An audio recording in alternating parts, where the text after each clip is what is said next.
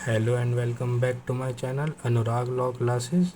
और हम आज पढ़ेंगे कैपिटल बजटिंग डिसीजंस। तो कैपिटल बजटिंग डिसीजंस होता है कि कैपिटल को कैसे कैसे कैपिटल का बजट कैसे बनाया जाए ताकि हमारा जो कैपिटल है हमारे हमारे ऑपरेशंस में पूरा अच्छे से इफ़ेक्ट डाल सके और हमारी कंपनी की एफिशिएंसी बढ़ सके। तो पहला इसमें पॉइंट आता है आइडेंटिफिकेशन ऑफ इन्वेस्टमेंट अपॉर्चुनिटीज़। तो कंपनी के पास दो ऑप्शन होते हैं इसमें इन्वेस्टमेंट अपॉर्चुनिटीज़ में, या तो कि पहला तो होता है कि न्यू प्रोजेक्ट्स और दूसरा होता है रिप्लेसमेंट प्रोजेक्ट। तो न्यू प्रोजेक्ट होता है कि इवेल्युएट किया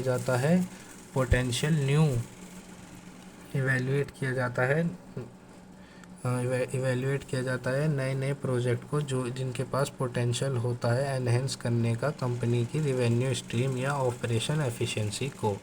और सेकंड आता है रिप्लेसमेंट प्रोजेक्ट। रिप्लेसमेंट प्रोजेक्ट में होता है कि ये असेस करता है फिजिबिलिटी को और जिससे कि रिप्लेस किया जा सकता है आउटडेटेड इक्विपमेंट या फिर असेट को, जिससे कि कंपनी की प्रोडक्टिविटी को इम्प्रूव और मेंटेन किया जाता है। सेकंड आता है इवैल्यूएशन टेक्निक। इवैल्यूएशन टेक्निक में फर्स्ट पॉइंट आता है डिस्काउंटेड कैश फ्लो मेथड। तो डिस्काउंटेड कैश फ्लो मेथड जो है ये एक टेक्निक होती है जिससे कि नेट प्रेजेंट वैल्यू या फिर इंटरनल रेट ऑफ रिटर्न या प्रॉफिटेबिलिटी इंडेक्स जो है एस्टिमेट की जाती है, जिससे कि कंपनी की प्रॉफिटेबिलिटी और financial viability of the projects को देखा जाता है। सेकंड आता है पे बैक पीरियड। तो पे बैक पीरियड होता है ये असेस करता है कितने टाइम में एक प्रोजेक्ट में जो हमने इन्वेस्टमेंट की है, इनिशियल इन्वेस्टमेंट की है, उस प्रोजेक्ट में हमारा कितनी जल्दी रिकवर हो जाएगा, इन्वेस्टमेंट हमारा कितनी जल्दी रिकवर हो जाएगा। और इसमें हम एक आउटले बनाते हैं एक एक्सपेक्टेड कैश फ्लोज का, इसमें हम एक आउटले बनाते हैं पेबैक पीरियड में। थर्ड पॉइंट आ जाता है अकाउंटिंग रेट ऑफ रिटर्न। तो अकाउंटिंग रेट ऑफ रिटर्न जो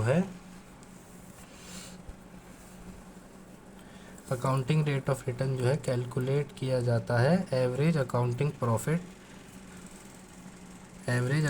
प्रॉफिट जो कि परसेंटेज होता है एवरेज इन्वेस्टमेंट।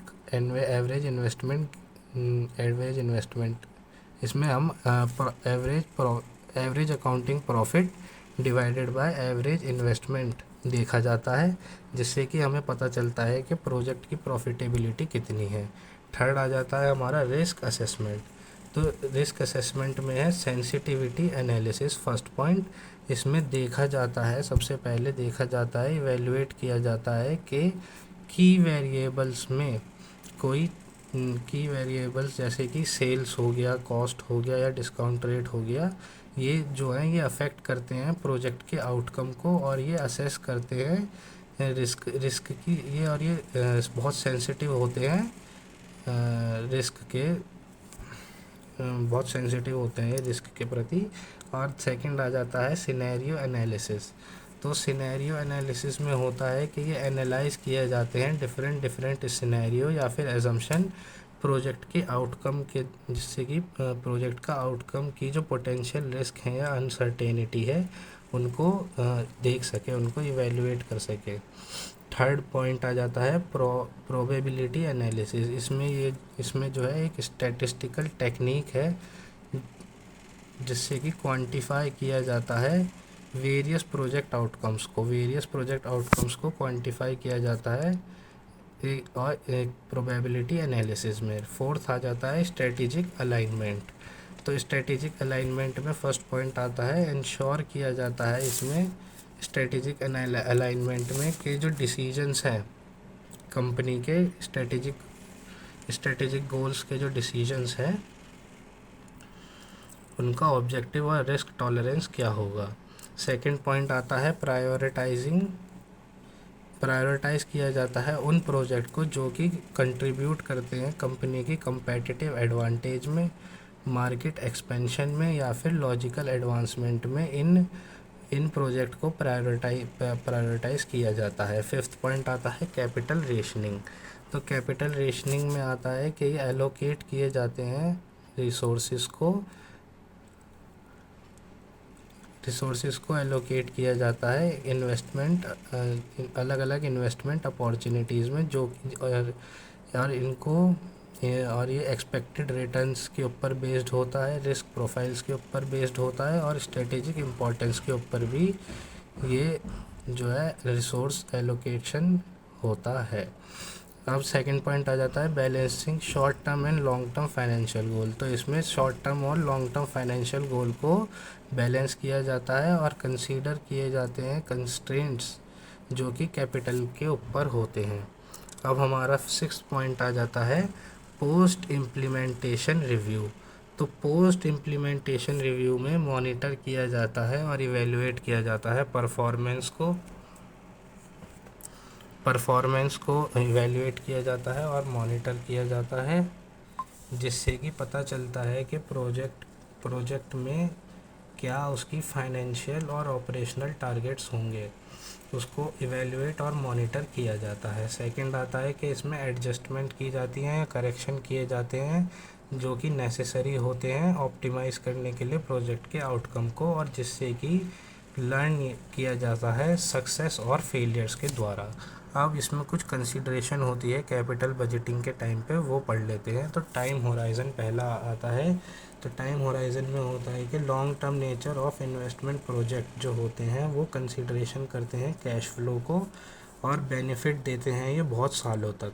तो लॉन्ग टर्म नेचर जो है इसमें देखा जाता है टाइम होराइज़न में। सेकंड आता है कॉस्ट ऑफ कैपिटल। तो कॉस्ट ऑफ कैपिटल को डिटरमाइन किया जाता है अप्रोप्रिएट डिस्काउंट रेट द्वारा, जो कि रिफ्लेक्ट करता है कंपनी की कॉस्ट ऑफ कैपिटल और रिस्क एडजस्टेड रिटर्न्स को ये रिफ्लेक्ट करता है। टैक्स इम्प्लीकेशन थर्ड पॉइंट आ जाता है टैक्स इम्प्लीकेशन। तो इसमें एनालाइज किया जाता है टैक्स के इफ़ेक्ट को कैश फ्लो के ऊपर और प्रोजेक्ट की प्रॉफिटेबिलिटी के ऊपर, इसको एनालाइज किया जाता है टैक्स को। अब हमारा नेक्स्ट पॉइंट आ जाता है इकोनॉमिक एनवायरनमेंट। तो इकोनॉमिक एनवायरनमेंट जो है इसमें असेस की जाती हैं इकोनॉमिक कंडीशन को और मार्केट ट्रेंड को इसमें असेस किया जाता है, जो कि इम्पैक्ट करता है प्रोजेक्ट की फीजिबिलिटी और डिमांड ऑफ गुड्स और सर्विसेज को भी ये इफ़ेक्ट डालता है। नेक्स्ट हमारा लास्ट पॉइंट आ जाता है एथिकल एंड सोशल कंसिडरेशन। तो इसमें इवेल्युएट किया जाता है पोटेंशियल एनवायरमेंटल, सोशल और एथिकल इम्पैक्ट जो कि इन्वेस्टमेंट प्रोजेक्ट पे जो इफ़ेक्ट डालती हैं। अगर आप मेरी वीडियो यहाँ तक देख रहे हैं तो आपका बहुत बहुत धन्यवाद। चैनल को सब्सक्राइब कीजिए, वीडियो को लाइक कीजिए। Thank you.